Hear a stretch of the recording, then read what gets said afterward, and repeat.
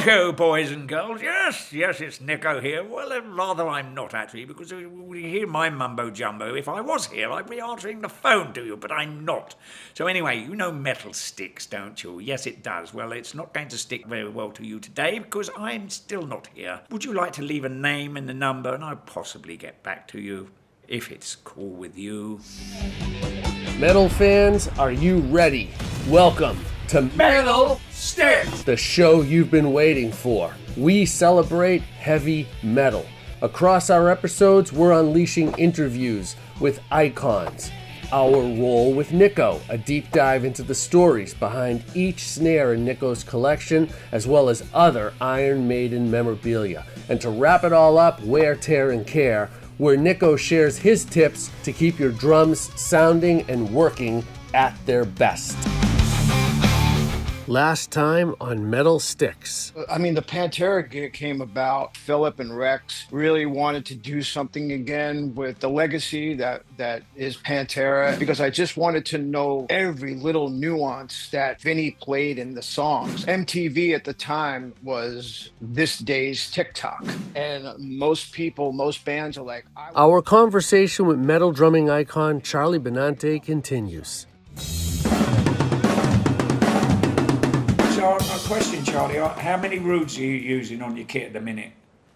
Feisty roots.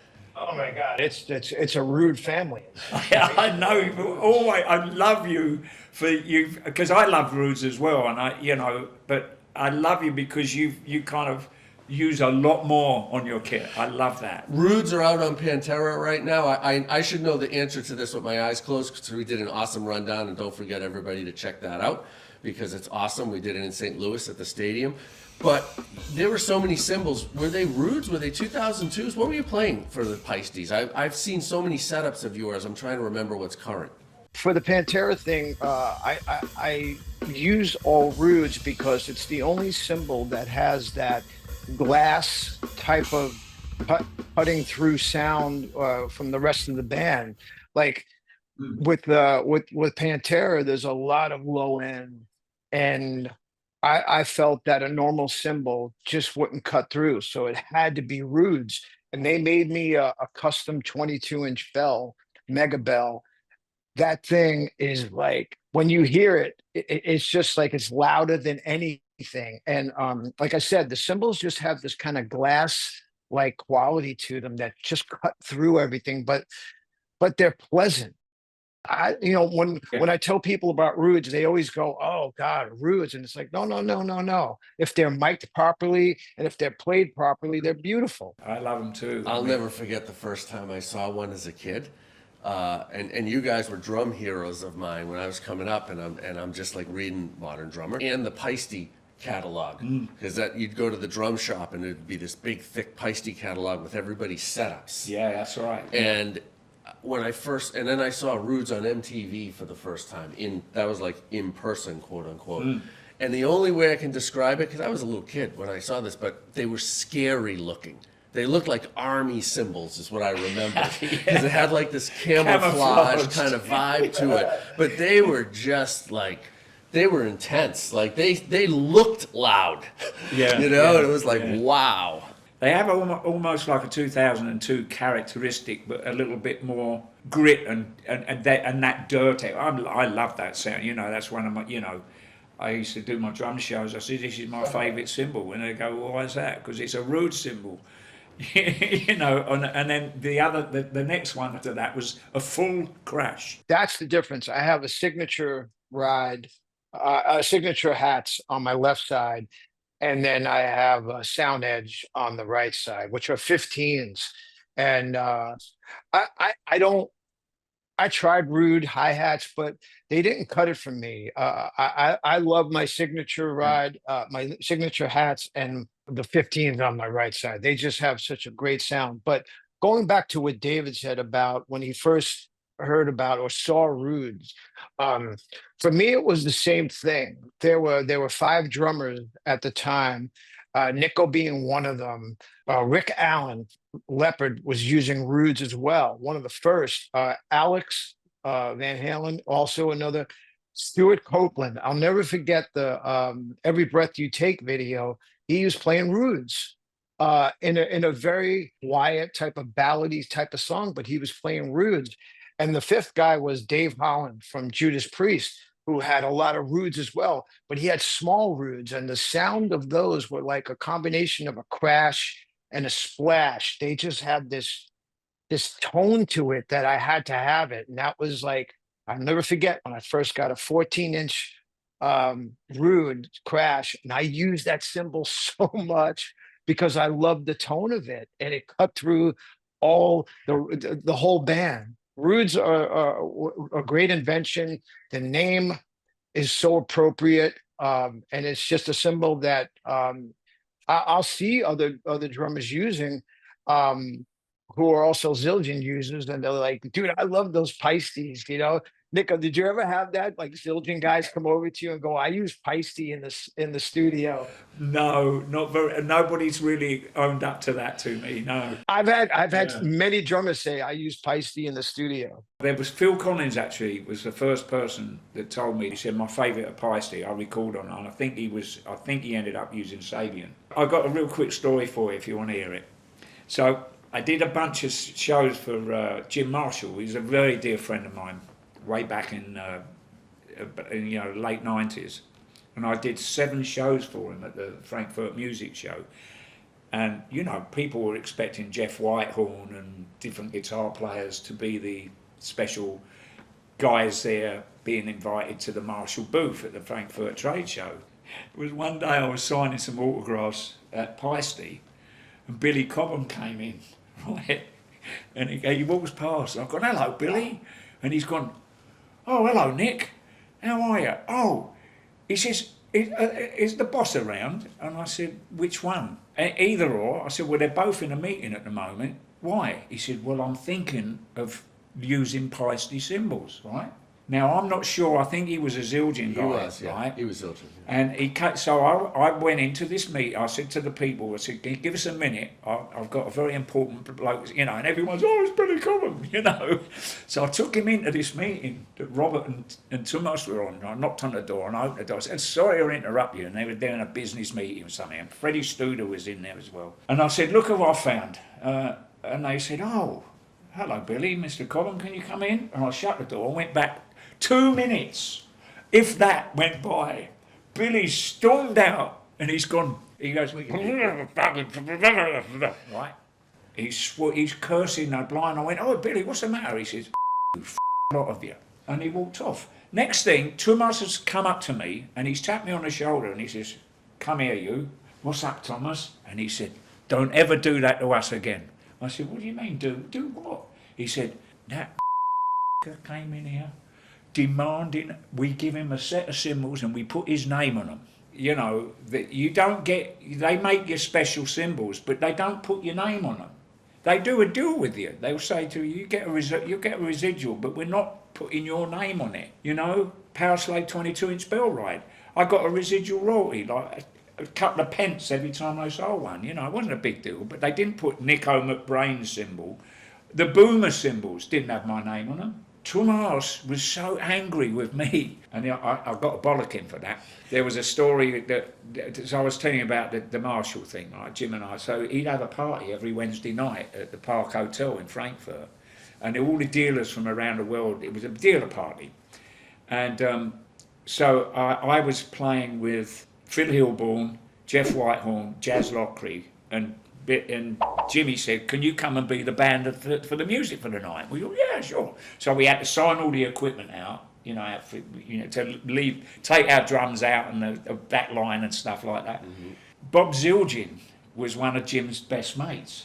Bob Zildjian was Sabian, right, and that was his company. So he's sitting there. Now I've got this prototype 22-inch Paiste 2002 Bell Ride, right? And I'm playing, and I'm sitting there, and I've got like a 4-piece, 1 up, 2 down. Bob Zildjian's, I've looked over, because there's the main table was to the left, stage left. And Bob's gone, we finished the song, he's gone, what's that? And he's pointing. And I went, what, this?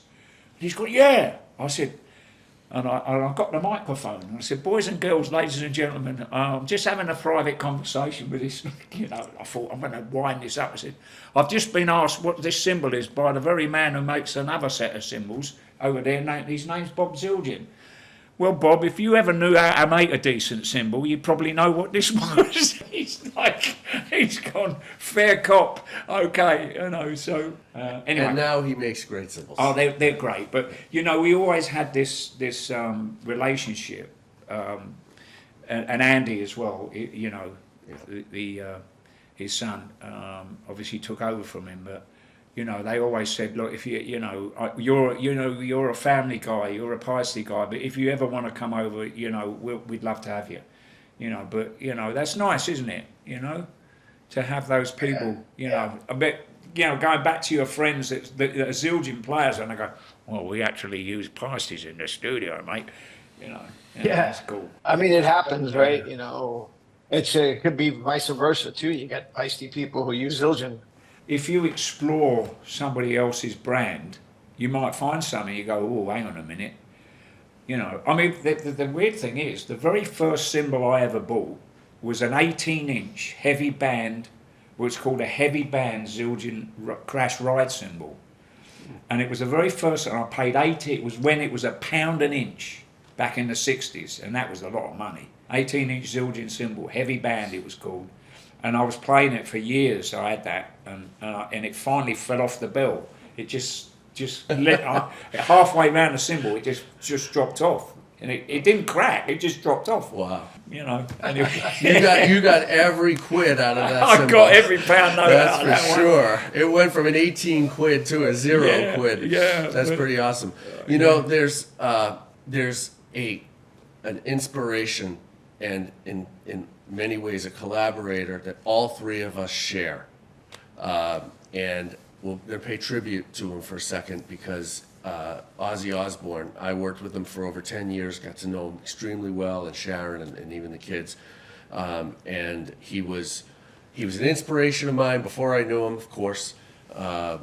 Discovered him with Black Sabbath, then Blizzard of Oz, and then life was never the same, and then working with him, getting to know him, building studios for him, spending a lot of time with him, different occasions.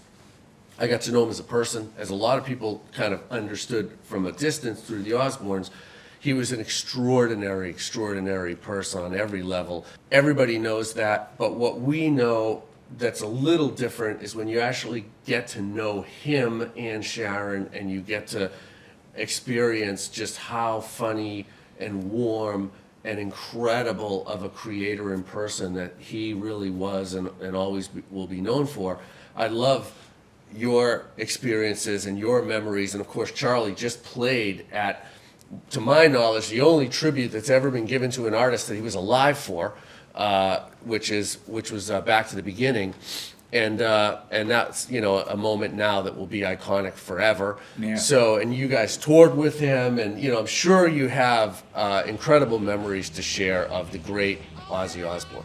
I mean, Ozzy Osbourne to me was, and I said this, Black Sabbath was the band when I was very young growing up, that I looked at as, wow, these guys are doing something. And at the time, it wasn't called heavy metal, it was called acid rock. I remember where I lived, my next door neighbors were 4 older boys, and I would listen to what they were playing outside in the backyard. They would play records and stuff, and they would always play Black Sabbath. And as time went on and I started to get into bands, the thing that I go back to with Black Sabbath is they helped a lot of us find the purpose, our musical purpose, because every time we're playing something, it goes back to either Sabbath or the Beatles. And when I was up there playing these songs, it all came full circle.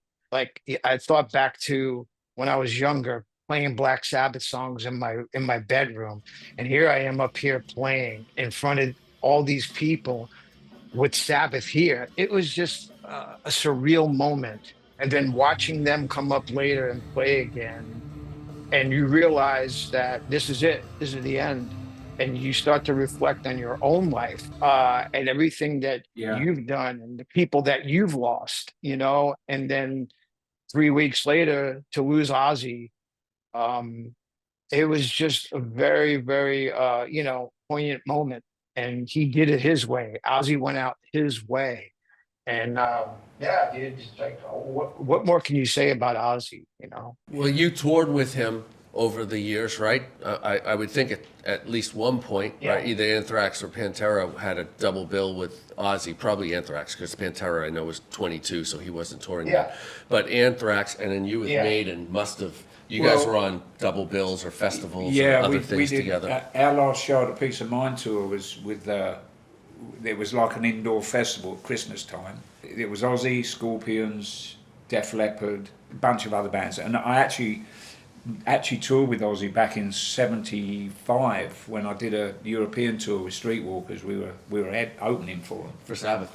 Yeah. Wow. And I Early remember one story. We were in wherever we were in Germany. Bill was not feeling so well. I think he had health issues, even from a younger age. But he had oxygen bottles on the side of the stage, and he'd be like, and I remember I was like, what is he? What's he doing? What's in those bottles? What's going on? But I had no idea that he was on oxygen. But there was a time we were coming back together on the ferry from Calais to Dover, and the tour had finished, and apparently Ozzy saved my life. He reminded me of it back in 2005, and I said, do you remember the time you came to the party and you had pockets of pills? You want to go up or do you want to go down?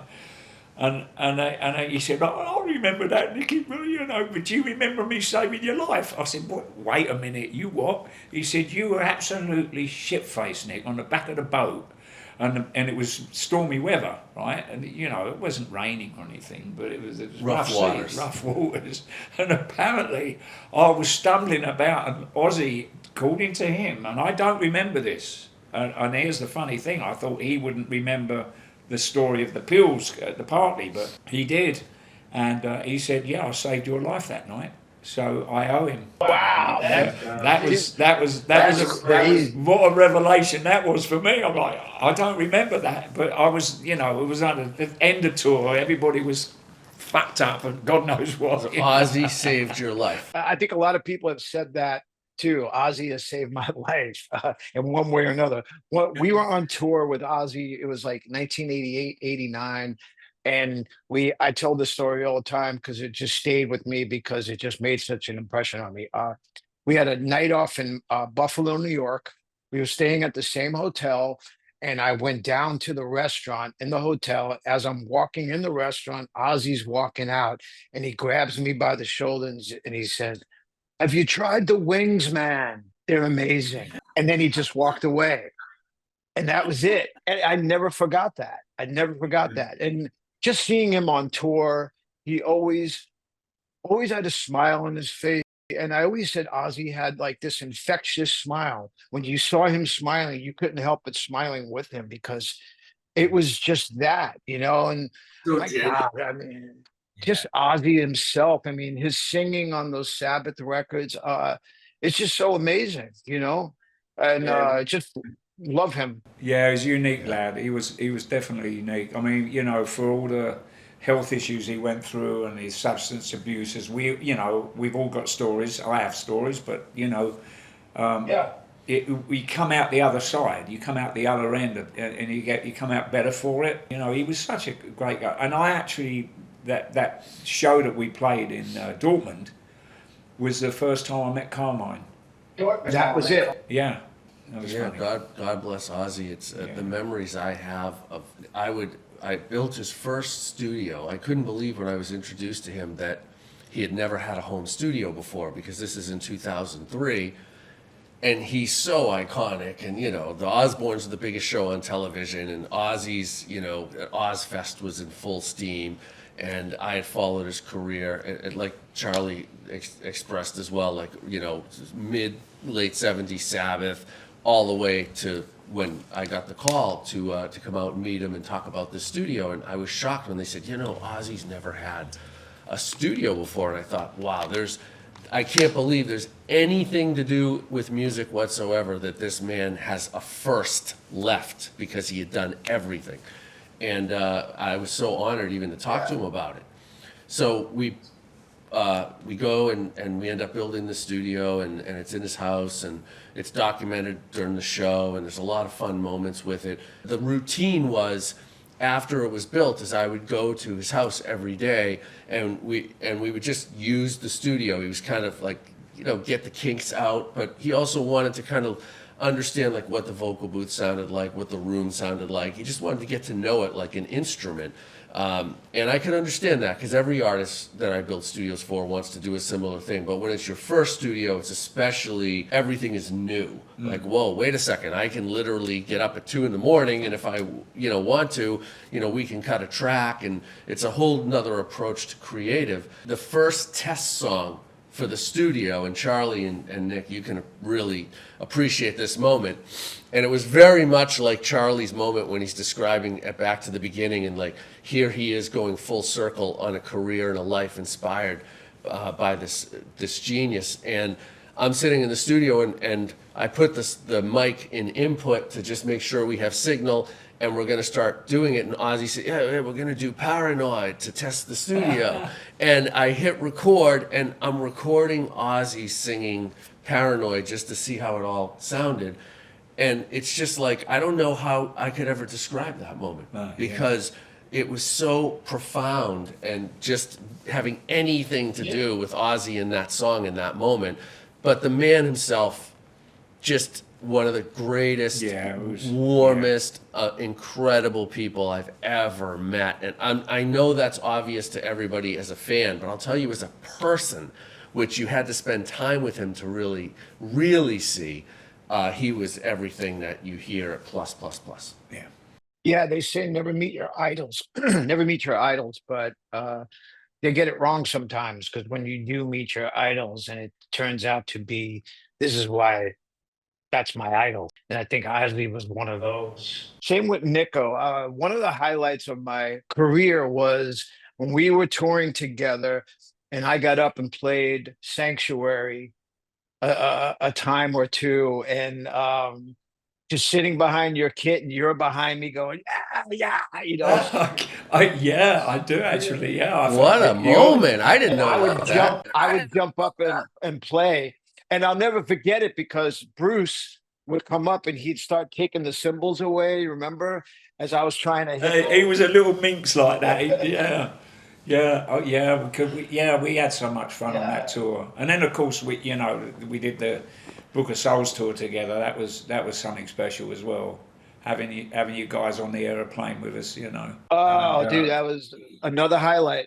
Another highlight. Oh, you guys were flying together on, what did you call it? The Ed Express or Ed Force One. Ed Force One. I love that. So, Ed Force One. That was you guys both time. flew on Ed Force One. Oh, that's a moment. And I'll never forget one time, I had my computer, my laptop, and I had a bunch of those episodes of the show Ridiculousness on it. And it's like little pranks and stuff like that, and I was watching, and before I know it, remember, everybody was behind me watching the show, laughing. It was such a great time, and I still have napkins, a cup, all Ed Force One. Oh, cool. Do you have any of that? Me? No, mate. No, I've got a boarding pass, and that's about it. It's like I forget where it's from, because you still had to get a boarding pass from even with that. Okay, wow. You had to go through a gate, with the girl giving out your boarding passes and stuff. Do you remember the time that the plane got hit by another plane in Chile, and they couldn't use the plane anymore? I mean, like what we were on, it was like about 10 days into the tour, if that. Yeah. And so what happened? So when they have a tug and they tow the plane. So this 747, there's a key that the ground guy that's talking to the pilot or the first officer, or in this case another guy that's up just making sure that if they needed to brake, they could brake or whatever. So he's got the wire, and he's responsible putting a key in to disable the hydraulics, right? And this key disables the hydraulics. So they're towing this plane, and the key fell out. The story goes that the tug is towing the plane to make a left-hand turn, and the hydraulics have gone, we're going straight, and it's yanked, it's broken the tow bar, and the plane is carried on straight. So they've panicked, wasn't it? Charlie, it was crazy. I remember that was a crazy story. Another crazy story on that run was I remember we were in El Salvador, and we played the show in El Salvador, and it was insane. It was crazy, but we couldn't leave the hotel. Do you remember this? They wouldn't allow us to leave the hotel because there was a lot of crime in El Salvador. And the next morning after the gig, the vice president was there. Do you remember this, Nick? He was in the lobby, and we were all there getting ready to leave, and he wanted to make an announcement that there was no crime in El Salvador yesterday because all the criminals were at the show. And everybody started cracking up laughing. There was no crime. Yeah, it was What an announcement. Yeah. The vice president makes that as an actual announcement. Yeah. Wow. Yeah. When you guys think about heavy metal, and your whole life has been around it, not only professionally but personally, what comes to you when you think about the fandom, the camaraderie, the community that's as much a part of heavy metal as the music? It's all become like one world, that this music is so powerfully and passionately consumed and celebrated that it's created this whole other, I'll call it an ecosystem, but it's much bigger than that. It's a nation. It's like a heavy metal nation. What do you guys think about that? Because you're the creators of that in contribution. It's a lifestyle for sure. If you see someone walking on the opposite side of the street and they're wearing the Iron Maiden shirt or whatever, you immediately have a bond with that person, because heavy metal to me, or hard rock or whatever, it's like a brotherhood, and you immediately have something to share or have something in common. And that to me is such a great part of the community that is heavy metal, because we care about the music, we care about the packaging, everything that goes along with something that belongs to this type of genre is important, and that's the thing I've always loved about the fans. They're so passionate about this music and about the lifestyle. If a new t-shirt comes out, they have to have that new t-shirt because it's a badge. It's a badge of honor. Yeah, I agree with you. The camaraderie of the fans of the metal genre. You can have a Sepultura guy, you can have a Pantera guy, you can and an Iron Maiden t-shirt, and then they go, oh, do you like to, what's your favourite record? What was your favourite album? What's your favourite song off that album? Well, I don't really know that band well, but they're great. It's the extended family, they look up to us as players and the creators of the music that they passionately love. And that's where, Very, very much. And I think that's what makes the genre so special, is the fans. It really is. I mean, I've got to be honest, Charlie, when we make music, we make it for ourselves. Even on an anthemic, say, like the intro to Fear of the Dark, for instance, when the audience sing that's anthemic, but we didn't write that particular song for that. You know what I'm saying? It was adopted or adapted in that respect, You're doing everything for the fans, but what you're referring to is that the music is, you're not trying to, please somebody specifically. No. You're trying to create the art that's inside of you that is Iron Maiden, and in Charlie's case, Anthrax, and now playing all the Pantera songs. It's like, it's what it really is, but the fact is that it's become the soundtrack of people's lives without it intentionally built for that, but that's what it is. And the impact of that will last many, many generations. When I am at a metal show in a stadium, as opposed to, like, say, a pop show in a stadium, both passionate fans and obviously tens and tens of thousands of people all there for the same reason. But there is something about a metal crowd that's just, and Charlie, you nailed it on the head when you said, like, it's that badge of honor. There's something where everybody's connected in a way that only metal music can connect.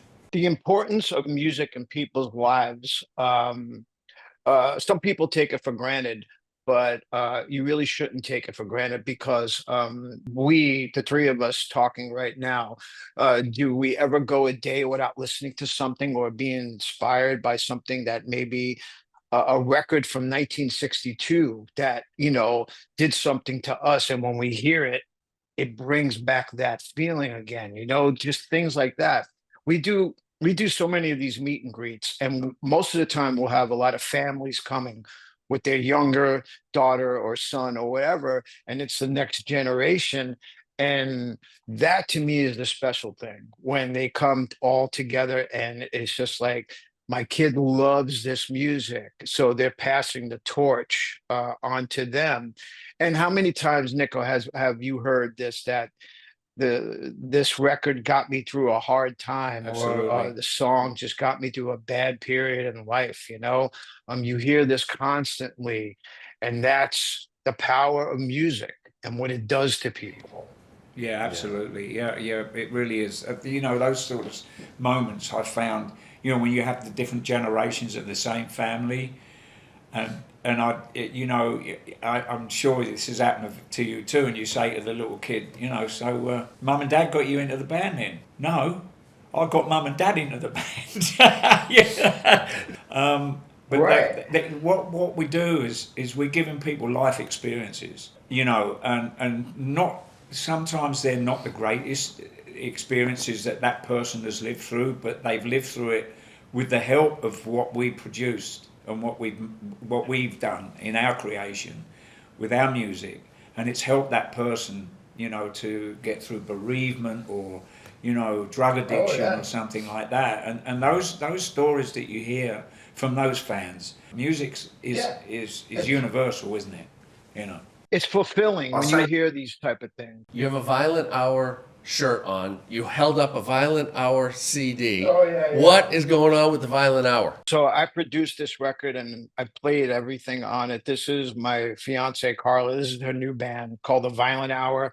And this is just the EP, but it's 5 songs that it's hard rock metal, but there's a bit of a different side to it too. But it's 5 songs that are very good songs. It's not about a sound, it's about the song again. And that's what I try to talk to people about.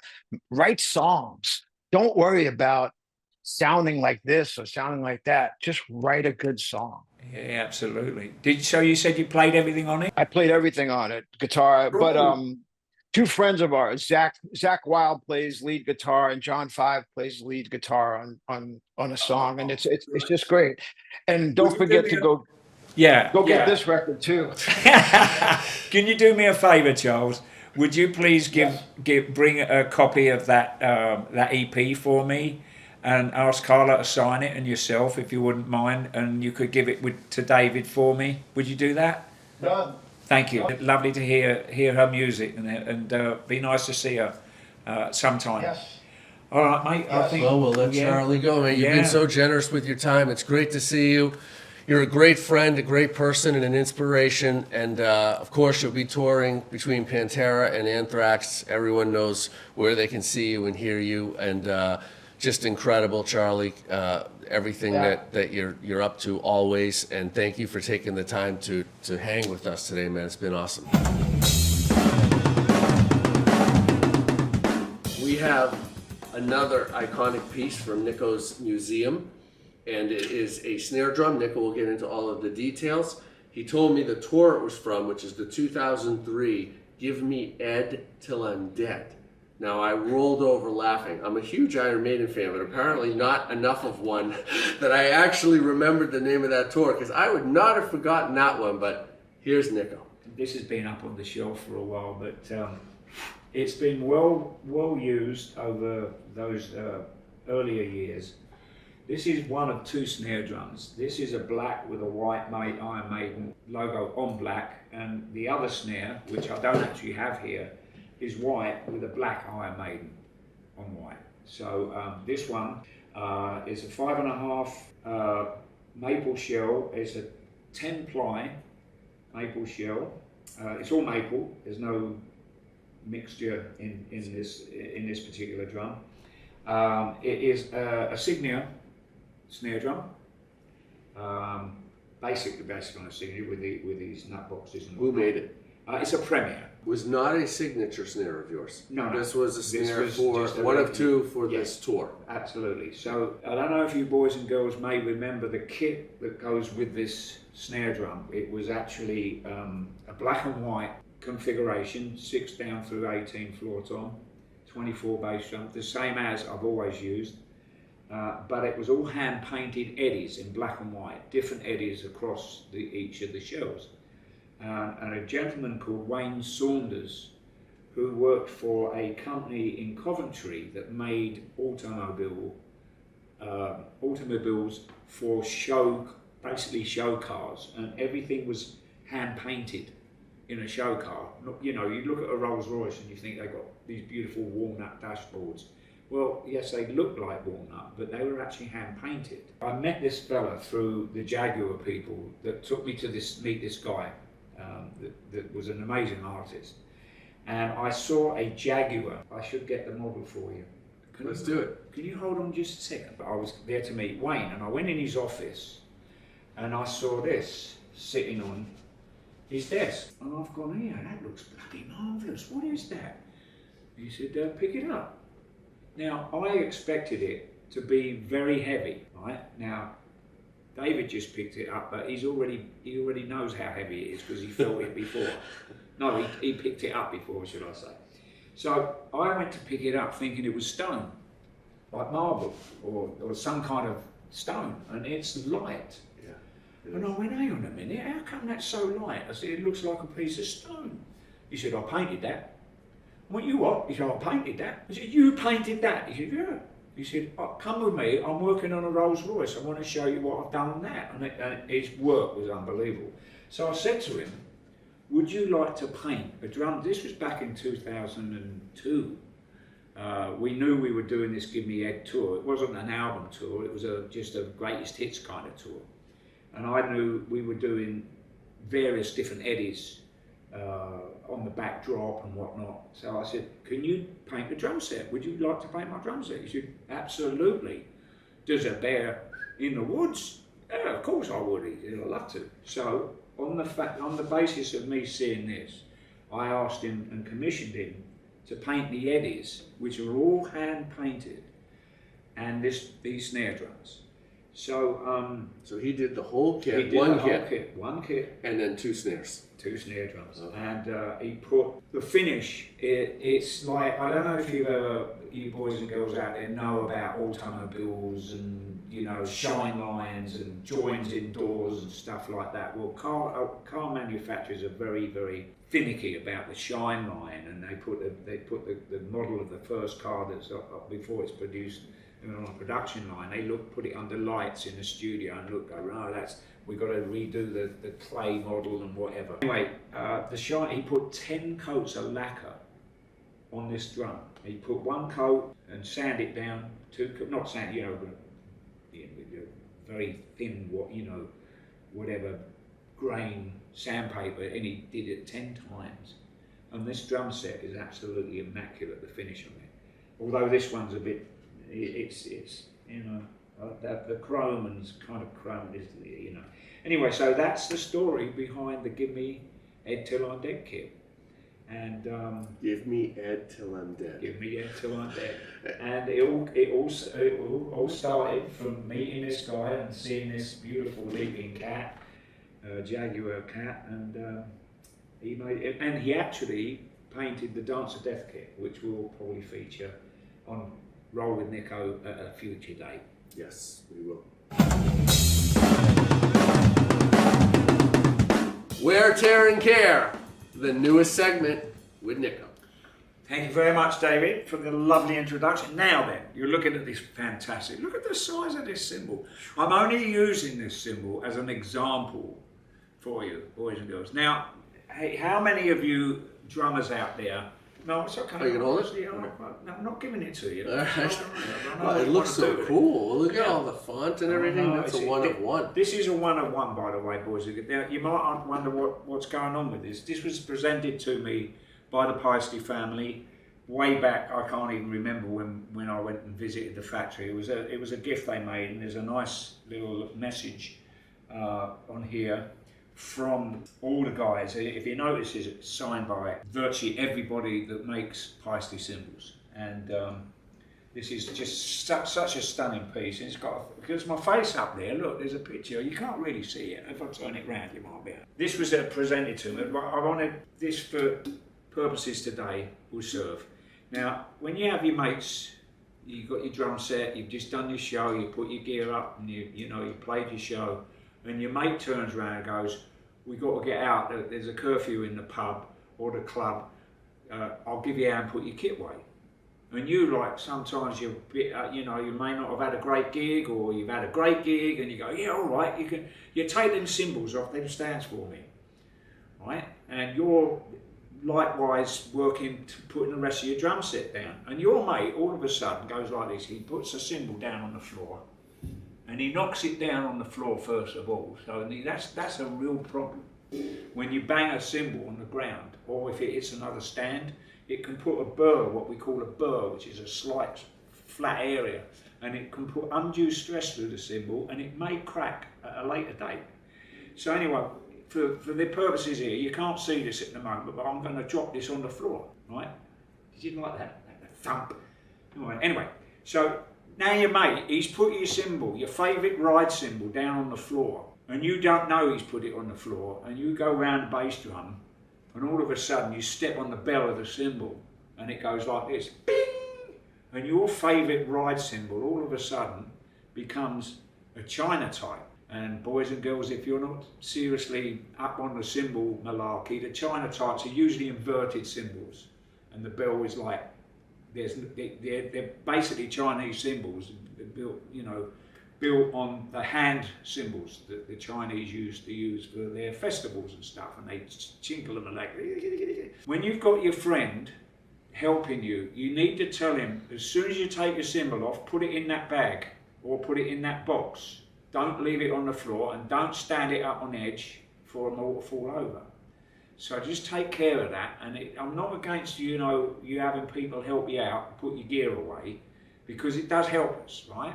It's always lovely you've got an extra couple of pairs of hands or a pair of hands to help you put your drums away.